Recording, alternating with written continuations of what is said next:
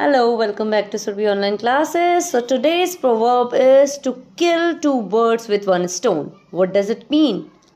It means to succeed in achieving two things in a single action. For example, I killed two birds with one stone and saw some old friends while was in London visiting my parents.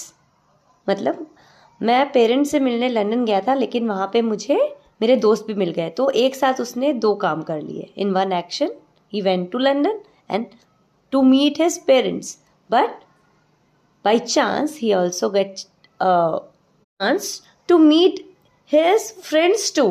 So I feel the proverb is clear. To kill two birds with one stone. In Hindi, एक पंथ दो काज. Thank you. Stay tuned.